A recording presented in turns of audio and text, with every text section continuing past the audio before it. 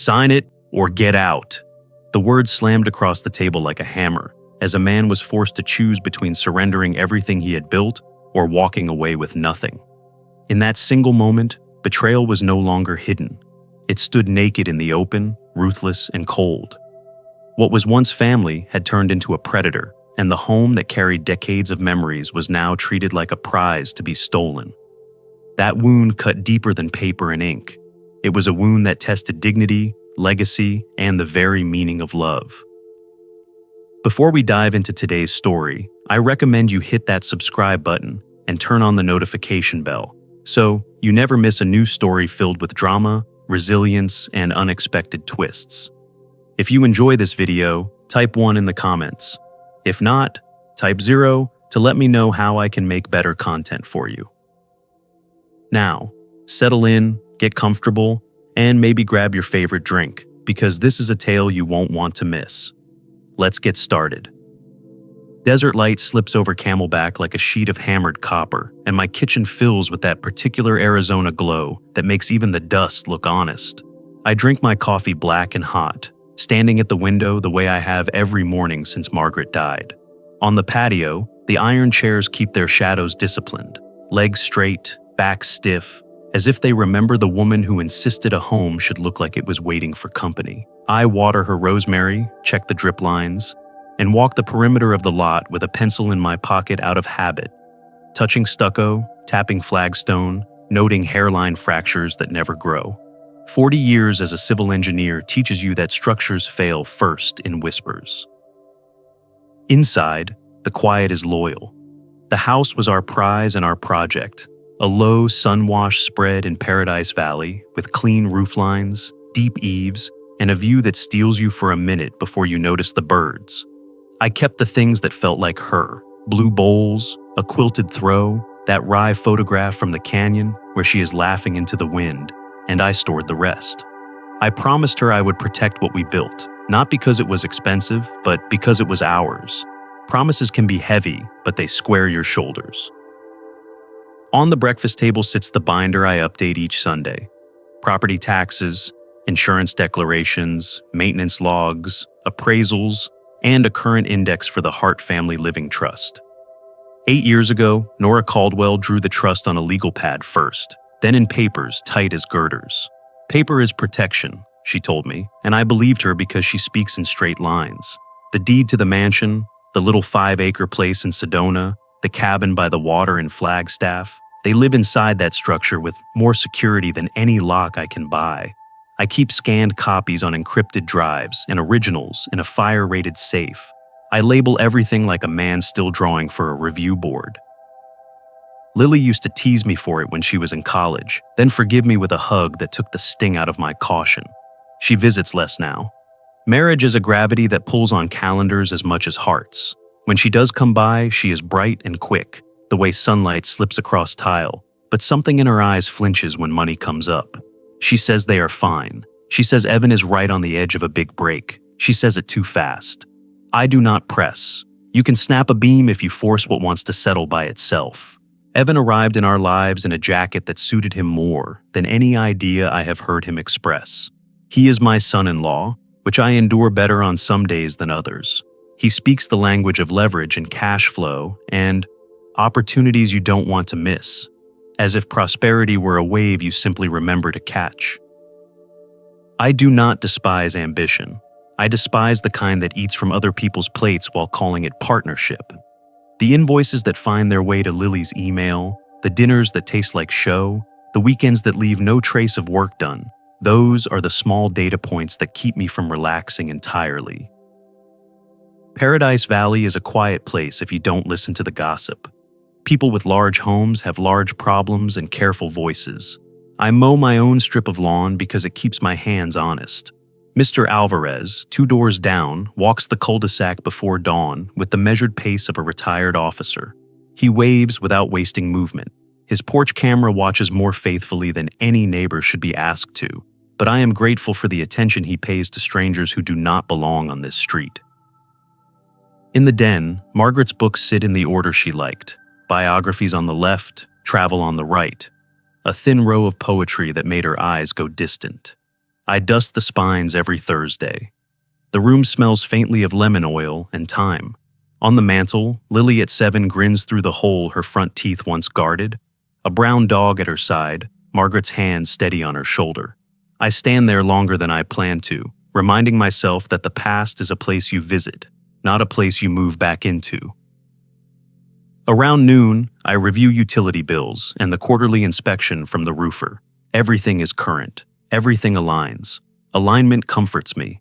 It is possible to age into anxiety. It is also possible to age into vigilance. The difference is whether you call the plumber before or after the ceiling stains.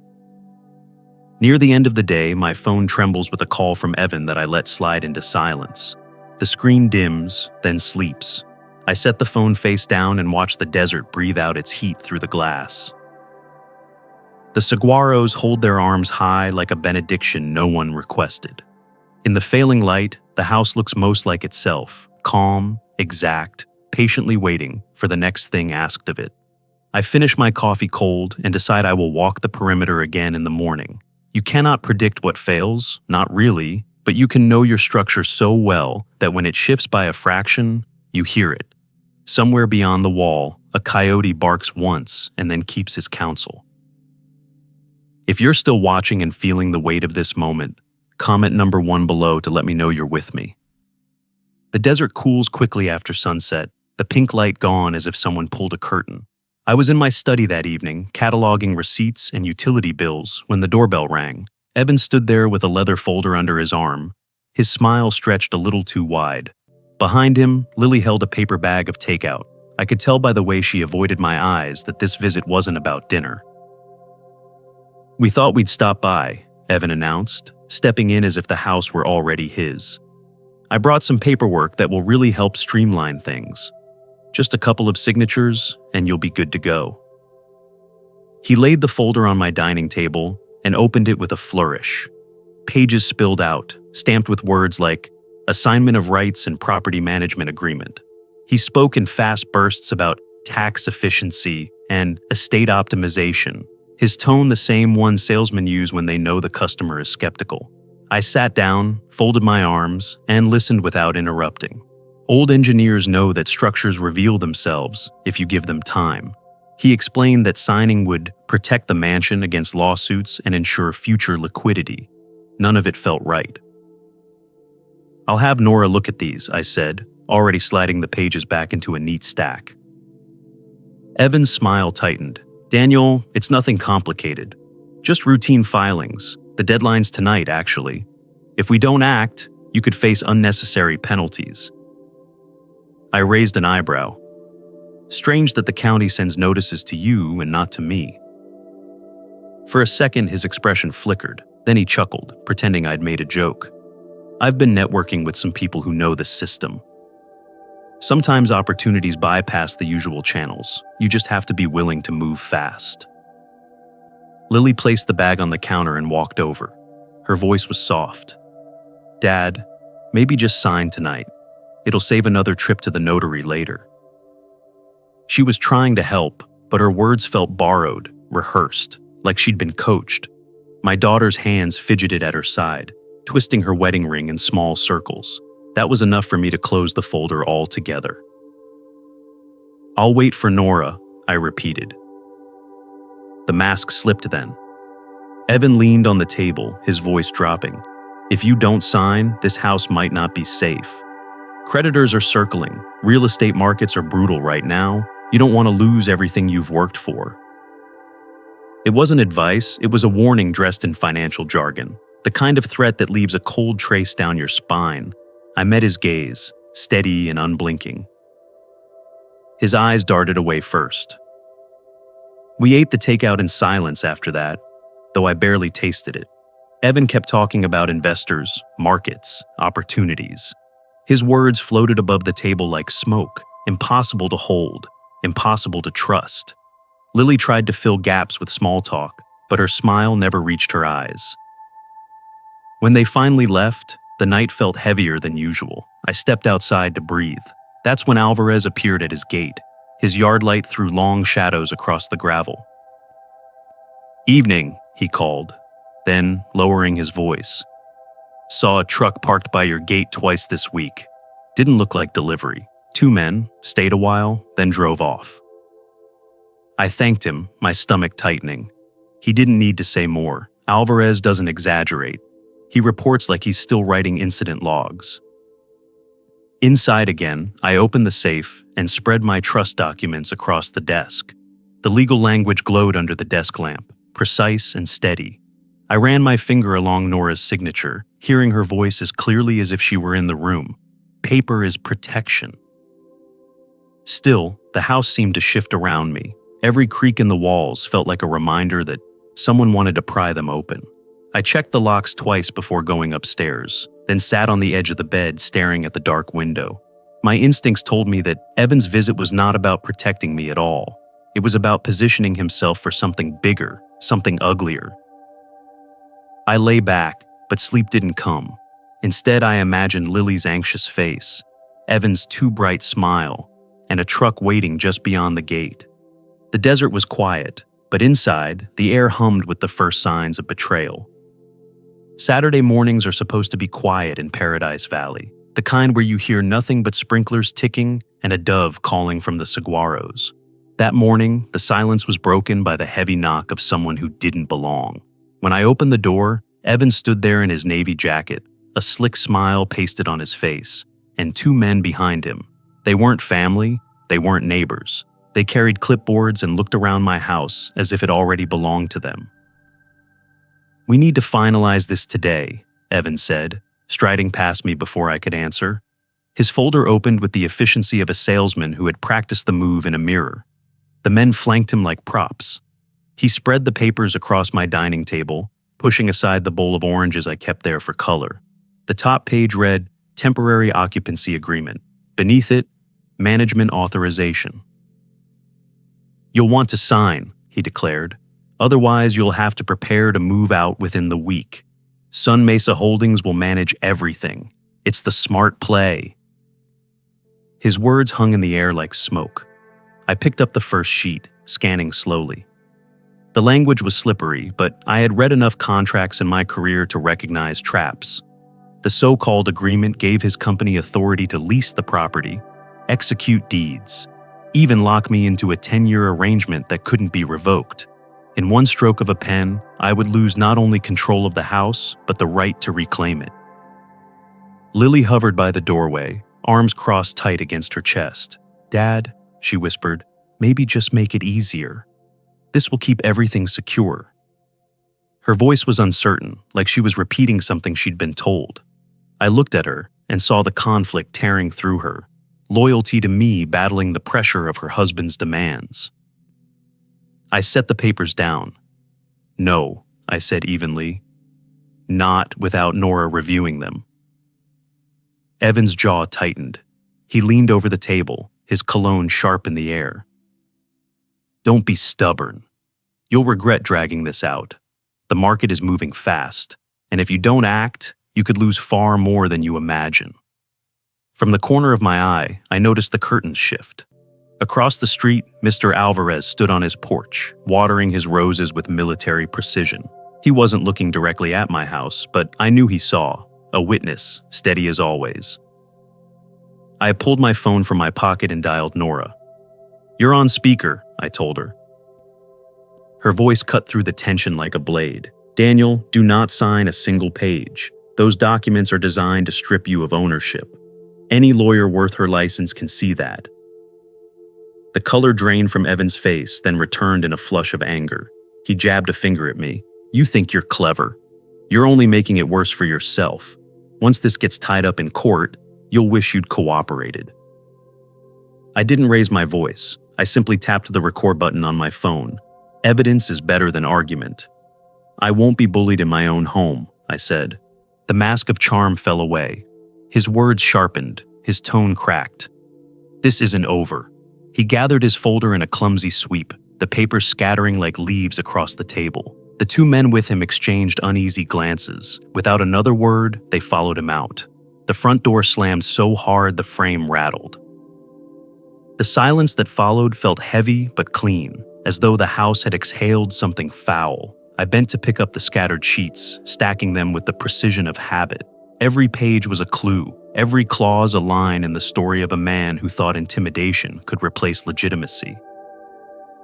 Through the window, Alvarez gave a small nod before turning back inside. No words, no theatrics, just acknowledgement that he'd seen enough.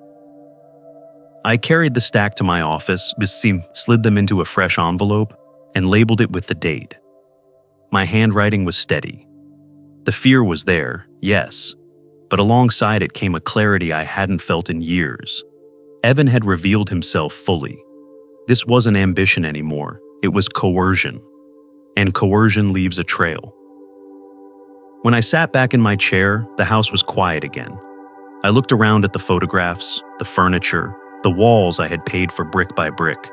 They weren't just possessions, they were the record of a life built with sweat and vows. Evan thought he could erase that with a few pieces of paper and a raised voice. He had no idea who he was dealing with. That morning marked the end of illusions. From now on, everything would be documented, recorded, and preserved. If my son-in-law wanted a fight, he had just stepped onto the battlefield of my choosing, one where evidence, not bravado, decides who wins. If you're still watching and can sense how intense this is getting, type number 3 below to show you're with me. By the time Nora pulled into my driveway, the sun had already burned the desert air into a shimmer. She strode in without ceremony, her leather case snapping open as if she were arriving at court instead of my dining room. I had left Evan's scattered papers exactly as they'd fallen, thinking it best to preserve the scene. She set her glasses low on her nose and began reading aloud. Clause 3, she said, tapping with her pen. Manager may execute deeds. That means Evan, through Sun Mesa Holdings, could sign a transfer of title without you ever touching a pen. She flipped to the next page. 10 years, irrevocable. You'd be trapped for a decade. And here, rent back clause. Daniel, he's turning you into a tenant in your own house. Her voice was calm, but the pen in her hand tapped faster than usual. I watched the pages pile under her fingers like bricks laid into a wall, each one proof of Evan's audacity. Every word here, she said finally, is designed to strip you of control. I nodded, though the weight of it pressed down hard. My instinct as an engineer was to catalog, measure, prepare. That instinct had carried me through decades of bridges and foundations. It would carry me now. Nora leaned back and added, Arizona is a one-party consent state. Record everything. If he pressures you again, evidence will speak louder than indignation. After she left, I pulled out my phone and practiced with the recording function until it became muscle memory. Screen off, pocketed, microphone live. That evening, I created a new folder in my safe labeled Evan Brooks Evidence and filled it with copies of the contracts, my notes, and Nora's annotations. Paper was protection, yes, but so was sound. Lily came by the next afternoon. She looked exhausted, dark circles under her eyes that had no business on a woman her age. She sat at the kitchen table, fiddling with her wedding ring. Dad, Evan isn't trying to hurt you. He says this is about protecting the family assets. He thinks people might target the house. He just wants to make sure you're safe. Her words tumbled out too fast, like memorized lines. I knew who had written the script. I kept my voice gentle. Honey, the house is already protected. The trust makes it airtight. Nora and I put it in place years ago. She looked down, her lip trembling. He says you don't understand how aggressive creditors can be. He's just trying to keep us all together. I reached across the table, touching her hand lightly. What he's trying to do is control something that isn't his. Don't let him put you in the middle. She didn't answer, only squeezed my hand once before leaving. Watching her walk away, I felt the ache of a man losing his daughter to someone else's manipulations. That evening, Evan returned, alone this time, but with a different costume. His voice was smoother, his smile more relaxed. He carried no menacing folder, only a glass of iced tea he poured from my refrigerator, as though it belonged to him. Daniel, he said, we got off on the wrong foot. This is about family unity, about shared legacy. You don't want Lily to think you're shutting me out, do you? I pressed the record button in my pocket. His words dripped with rehearsed sincerity, but the undercurrent was the same. He spoke of consolidating management and avoiding conflict, yet his eyes stayed sharp, calculating. He finished with, "Of course, if you're unwilling, there are other ways this could go." The phrase hung in the air like the smell of smoke. He caught himself too late, realizing the mask had slipped. His voice rose an octave, frustration leaking through. "You're making this harder than it needs to be. Do you want the whole family dragged into a legal mess?" Lily walked in mid-sentence, having returned for something she'd forgotten. She froze at the tone in his voice. Evan stammered, tried to smooth it over, but the moment was already recorded, literally and figuratively. His composure cracked in front of both of us, the thread exposed like a rusted beam beneath polished paint. He stormed out, muttering about opportunities lost. I closed the door behind him, locked it, and stood in the stillness. My phone still hummed faintly in my pocket, a witness to his aggression. I transferred the recording into the evidence folder, labeling it with the date and time. My hands were steady as I wrote, steadier than they had been in years. Fear lingered, yes, but so did resolve. Evan wanted a fight of wills and intimidation. I would answer with patience, records, and truth. If my son-in-law wanted a war, he would find himself in one where paper weighed more than fists, and where every word he uttered became a brick in the case I was building against him. The invitation came as a demand. Evan called on a Thursday afternoon and announced, not asked, that he and Lily would be coming by that evening for a family meeting. His voice carried the practiced authority of someone who thought he had already won. I knew better than to argue on the phone. Instead, I set my recorder app in readiness and prepared myself for the storm. When they arrived, Evan walked in first, a thick folder under his arm. Lily trailed behind him, her eyes red, her hands knotted together. She would not look directly at me. Evan set the folder on my dining table with a slap that echoed off the walls, scattering the quiet I had kept so carefully. "These are the separation agreements," he declared. "We need to move forward for the good of the family. You'll sign tonight, Daniel." The words hit harder than his folder. I pulled the stack closer, flipping through page after page filled with legal jargon twisted into weapons. His company, Sun Mesa Holdings LLC, was listed as sole beneficiary of my estate. The house, the cabin, even my retirement accounts. Everything funneled into his control. It was blatant fraud written in black ink. "You expect me to believe this is legitimate?" I asked, my voice even. "It's more than legitimate," he shot back. "It's necessary. You're too old to manage all this. You could make a mistake, and then where would Lily be? Where would I be? We need stability. We need leadership." I glanced at Lily. She wiped her eyes and whispered, "Please, Dad, just consider it." "He says this will protect us," her voice cracked on the last word. My heart clenched, but I forced myself to remain steady. Evan mistook my silence for hesitation.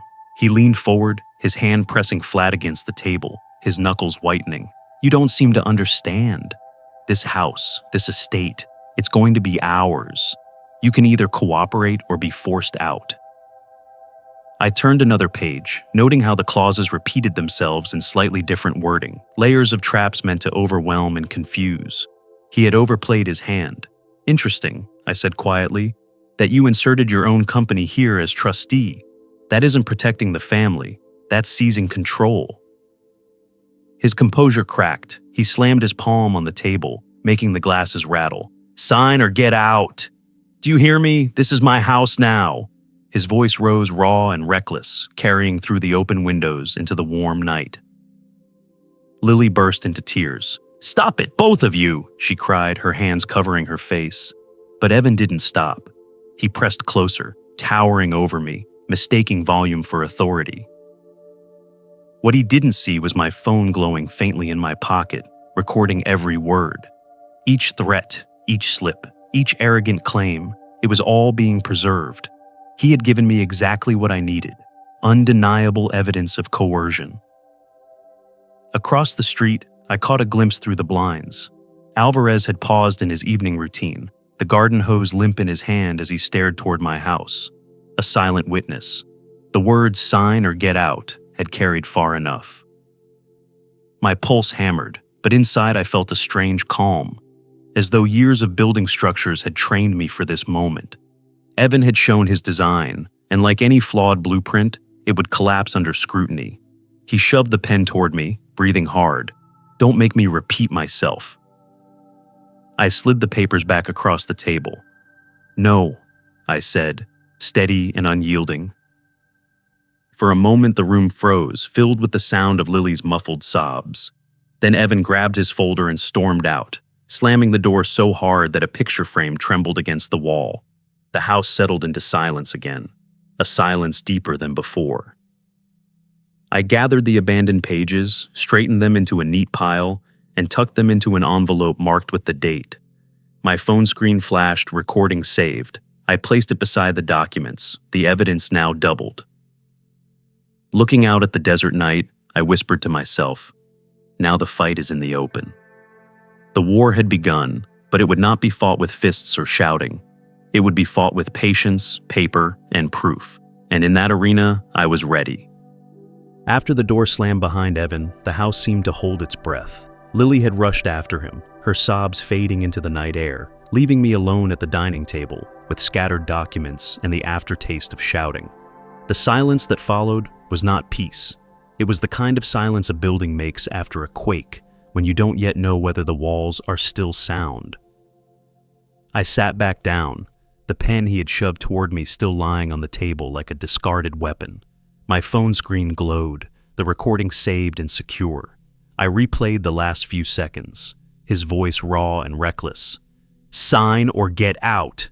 This is my house now." The words were uglier the second time, less bluster and more confession. They would be evidence one day, but tonight they rang like betrayal. For a long while, I stared at the family photographs across the room. Lily at 6 years old, missing teeth, grinning with chocolate smeared across her cheek. Lily at 18, in her graduation gown, looking toward the future with hope. Now she was 29, standing in my kitchen with tears on her face, begging me to just make it easier. The contrast carved a hollow space inside me. I opened my laptop and sent the audio file to Nora. Within minutes, my phone buzzed. "Daniel," she said when I answered, her voice firm and clipped, "this isn't just a bad contract. This is coercion. Depending on how far he pushes, it could cross into criminal fraud. You need to decide, do we move now or keep collecting until his case collapses under its own weight?" Her words sharpened the conflict already raging in me. If I filed charges now, Lily would be dragged into the glare of depositions and hearings. Every lie Evan told would cut through her first.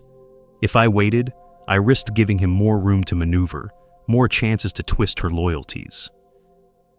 I walked the house as we spoke, my hand brushing the walls Margaret and I had painted together. The house seemed to ask me the same question Nora had: act now or wait? My mind ticked like an engineer's calculator.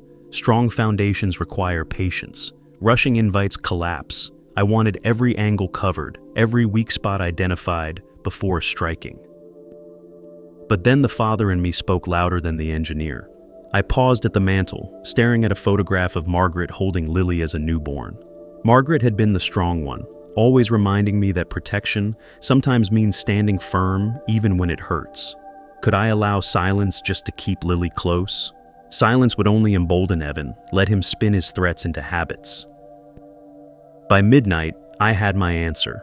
I wouldn't swing wildly at shadows, nor would I retreat. I would fight, but I would fight with precision. I returned to my study, stacked Evan's fraudulent contracts neatly, and labeled them with the date. Then I opened a new folder on my computer, naming it Brooks Evidence Dossier. Into it, I copied the audio file, scanned each page of his documents, and attached notes about the circumstances of the meeting.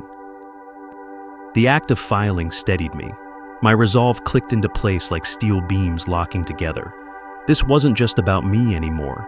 It was about Margaret's memory, Lily's future, and the promise I had made to guard what we built.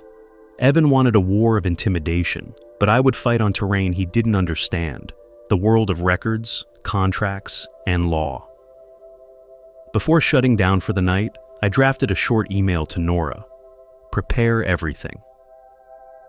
If he comes again with threats, we move forward with formal action immediately. My priority remains protecting the estate and my daughter's well-being. I hit send, the sound of the outbox ping echoing like a gavel. The house was quiet again, but this time the silence felt different. It wasn't fear anymore, it was preparation.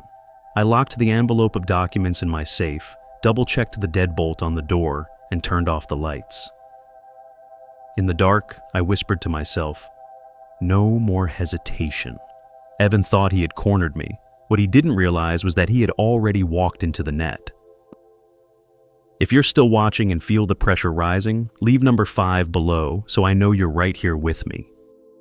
The next morning, the house felt too still. I had slept only in fits, jolted awake by echoes of Evan's voice reverberating through my dreams. The dining table was still cluttered with the remnants of last night. The neat envelope where I had stored his fraudulent papers, my phone still humming quietly with the weight of what it had recorded. I made coffee, the same way I always did, but the taste was bitter. Some part of me knew nothing would feel ordinary for a long time. I checked my phone. No message from Lily. I had sent 2 the night before, one asking if she had made it home safely, another just telling her I loved her. Both remained unread. The silence hurt more than Evan's shouting had. That silence felt like the sound of my daughter slipping further from me, drawn into the orbit of a man who saw my life's work as his prize.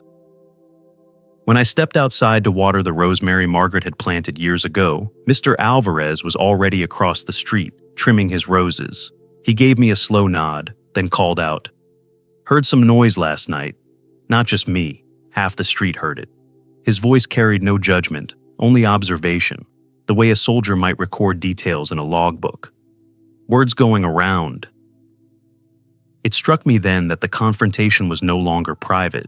In neighborhoods like ours, gossip travels faster than irrigation water. "Sign or get out," shouted through open windows, had already become part of the street's vocabulary. Evan wanted control, but what he had given me was witnesses, dozens of ears to corroborate his threats. Back inside, I opened my laptop. Evan had already begun his counterattack. On social media, he painted himself as the noble son-in-law, forced to shoulder responsibility for an aging father-in-law, confused about his finances. His words dripped with false compassion, each sentence twisting the knife.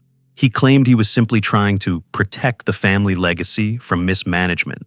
The comments below showed his gym friends cheering him on, praising his sacrifice. Anger burned in me, but beneath it was sadness. Sadness that lies spread faster than truth, that the man I had once welcomed into my family now slandered me in public.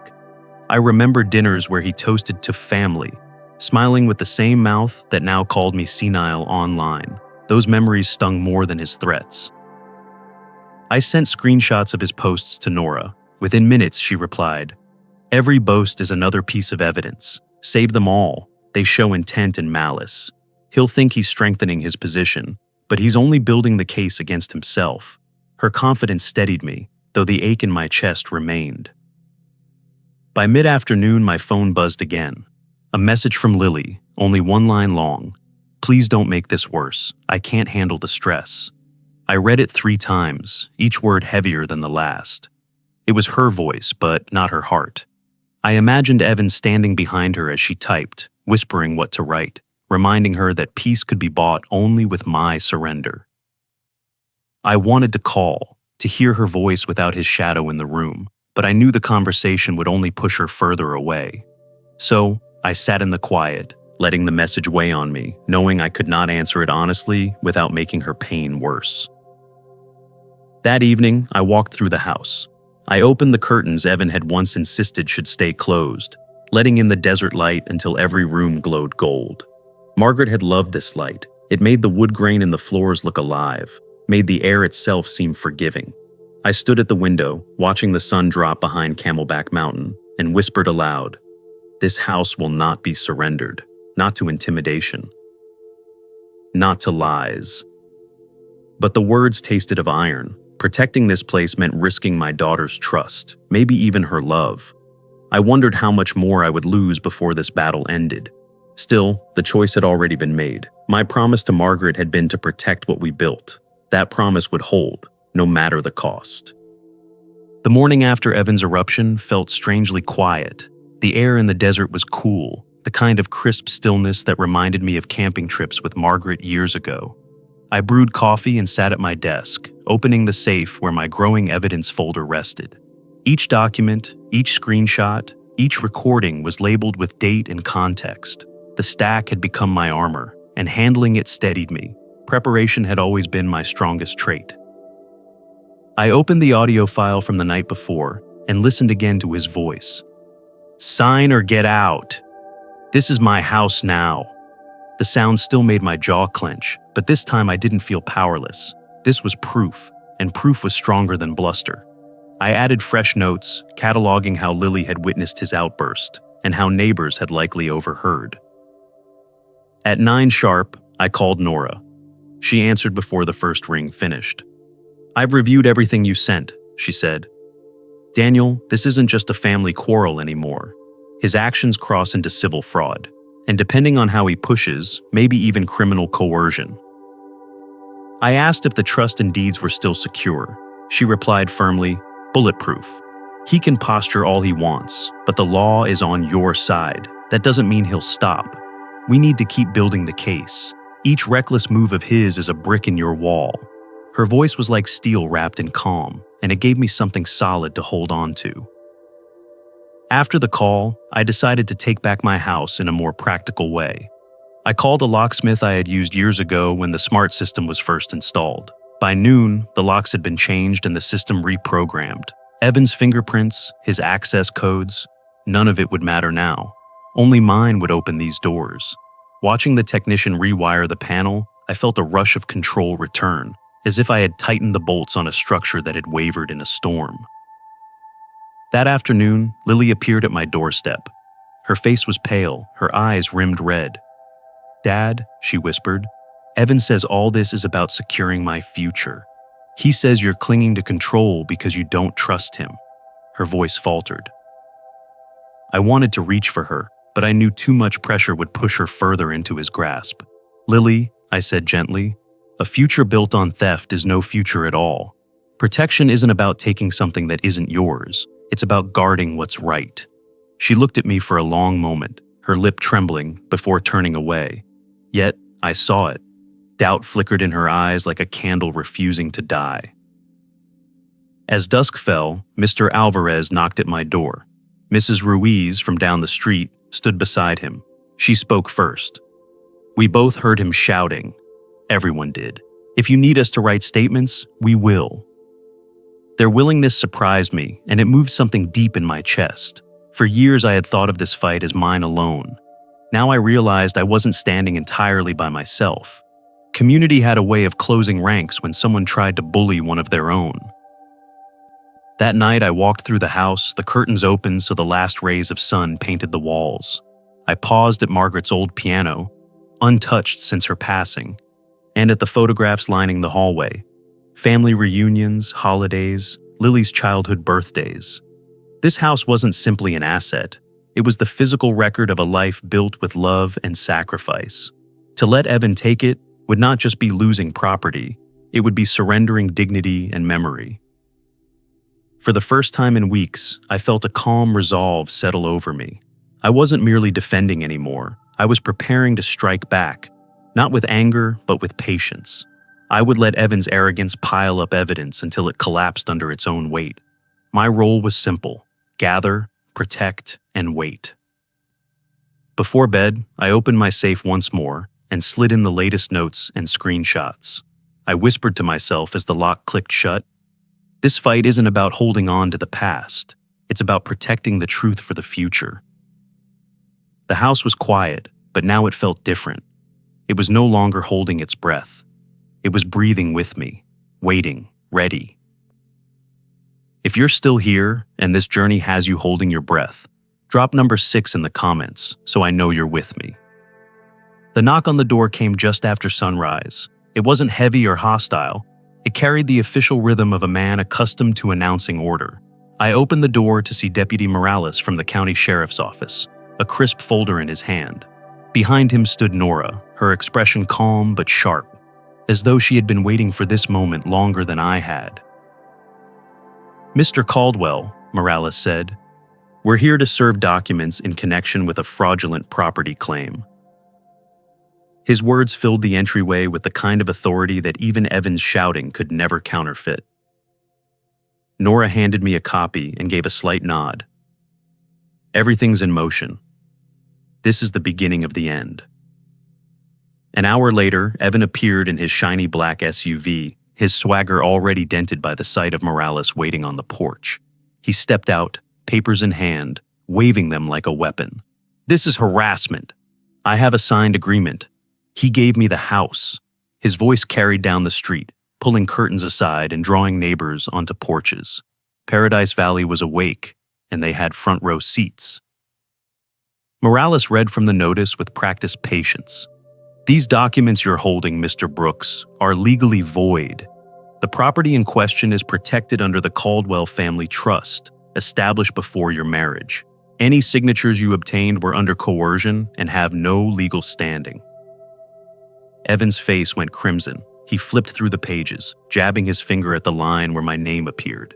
"He signed. It's right here." Nora stepped forward, her tone slicing through his protest. "And that recording you'll soon hear in court proves that signature was forced under threat. The law doesn't honor contracts born out of intimidation. It punishes them." For the first time, Evan's voice faltered. He stammered something about protecting family legacy, but the crowd wasn't buying it. Mrs. Ruiz shook her head openly from her driveway. Mr. Alvarez crossed his arms, muttering, "We heard you loud and clear that night." The tide had turned, and no performance could rescue him. Morales handed Evan his own set of documents. "You have 72 hours to vacate any claim or occupation of this property. Failure to comply will result in eviction and possible criminal charges for attempted fraud." Evan sputtered, his bravado leaking out of him like air from a punctured tire. "This isn't over," he muttered, but even his tone lacked conviction. He climbed back into the SUV, slammed the door, and drove off too fast, leaving a trail of dust but no dignity. I stood at the porch, watching the neighbors disperse, their whispers like a verdict echoing through the street. Gossip had always been quick here, but today it worked in my favor. Evan Brooks, who once styled himself as the ambitious protector, had been exposed as a manipulator undone by his own arrogance. Later that day, Nora and I sat at my dining table, the same table where Evan had tried to bully me into surrender. Now it was covered not with his traps, but with official seals, notarized affidavits, and neatly tabbed evidence. "Daniel," Nora said, adjusting her glasses, "your estate is secure. The trust held firm, the law is on your side, and Evan has no ground left to stand on." I let out a long breath I hadn't realized I was holding. For weeks, the house had felt like a battlefield. Now, sunlight poured through the windows, touching Margaret's piano, the photographs on the mantel, and even the chair where Evan had once shouted. It felt like the house itself had exhaled, relieved of an intruder's shadow. That evening, Lily came by. She didn't speak right away. She just stood in the entryway, looking smaller than I had ever seen her. "Dad," she whispered. I didn't want to believe it, but after what happened this morning, I know now. He lied to me. Tears slipped down her cheeks. I thought he was protecting us. I didn't see what he was really doing. I gathered her into my arms, holding her as I had when she was a child waking from a nightmare. "You see the truth now?" I murmured. "That's all that matters. We'll heal from this, together." We sat in the living room as the sun set, the house quiet except for the faint hum of the air conditioning. She looked around at the familiar walls, the photographs, the furniture. "This place, it feels different," she said softly. "It's ours again," I replied. "Safe, secure, and no one can take that from us." The war was over, not with fists or shouting, but with patience, proof, and perseverance. Evan had gambled everything on arrogance and intimidation, and he had lost. What remained was my home, my legacy, and the fragile but real hope of reconciliation with my daughter. That night, as I walked through the halls, pulling the curtains open wide, the house seemed alive again, bathed in moonlight and memory. For the first time in months, I slept soundly, knowing the storm had passed and the foundation still held firm. The house was quiet again, but this time the silence felt like peace, not tension. Morning light spilled through the tall windows, brushing the walls with gold. Outside, the desert air carried the scent of creosote and rosemary from the garden Margaret had planted years ago. For weeks, the house had been filled with shouting, suspicion, and the sharp edge of betrayal. Now, there was only stillness. I let myself stand in it, breathing slowly, letting the quiet fill the cracks Evan had left behind. I walked through each room as if reacquainting myself with an old friend. In the living room, I pulled back the curtains, remembering how Evan had always preferred them closed. He claimed the sunlight gave him headaches, but I knew he simply preferred shadows where he could scheme. Now the light poured in freely, and the air felt honest again. In the kitchen, I ran my hand over the table where he had slammed his fist, where he had shoved papers toward me like weapons. That table, once a battlefield, was now just a table again. At the piano Margaret used to play, I paused. The keys were dusty, untouched since her passing. She had once filled the house with music, each note a reminder that beauty could live even in ordinary days. Evan's noise had drowned that memory, but standing there, I could almost hear her again. I promised myself I would hire someone to tune it, maybe even learn a few chords myself. The house deserved to sing again. Sitting down with my coffee, I let my thoughts wander back through the storm I had endured. From the moment Evan first spread his fraudulent contracts across my desk, through his rising threats, to his final humiliation when the sheriff's deputy handed him the summons, each step had carried a cost. The evidence I gathered had saved me, but it had also shown me the harsh truth of how far betrayal can go when cloaked in family ties. The hardest part was not Evan's aggression. It was Lily's tears, her messages asking me not to make things worse. Every father wants to shield his child from pain, and yet in fighting for what was right, I had inevitably caused her pain too. That truth still pressed against my chest. I could not blame her confusion. Manipulators are skilled at weaving lies into care, but deep inside, I trusted she would one day see clearly. Seeds of doubt had already begun to grow in her. I realized then that this battle had been about more than property. Wealth and deeds are easy to describe in numbers, but they are not just numbers. My estate held Margaret's touch, my labor, and my memories. To give it away under coercion would not have been generosity, it would have been surrendering dignity. Protecting it was not about greed, it was about guarding the life we built and the meaning carried in every wall, every tree planted in the yard, every photograph on the mantle. Family betrayal leaves wounds deeper than legal threats. It shakes the ground you thought was steady. But in surviving it, I learned boundaries are not cruelty. They are love with strength behind it. Trust is not owed, it is earned. And when trust is broken, the only way forward is to protect what is true, even if that means standing alone for a time. Neighbors had stepped forward when it mattered. Alvarez, Mrs. Ruiz, others down the street. They had heard Evan's shouts, they had offered statements, they had carried the truth into the open. Their support reminded me that resilience is not always solitary. Community can be a shield too. I had thought myself isolated in this fight, but in the end, I was surrounded by quiet allies. One evening, I sat with a glass of wine from the cellar Evan had once desecrated, pouring vintages into plastic cups. I held the glass up to the light, the deep red glinting. To Margaret's memory, I whispered, and to the house that endured. The wine tasted of patience, of time well spent, of storms weathered. I thought about revenge. People imagine it as destruction, fire, collapse, ruin. But I had learned that the best revenge is endurance.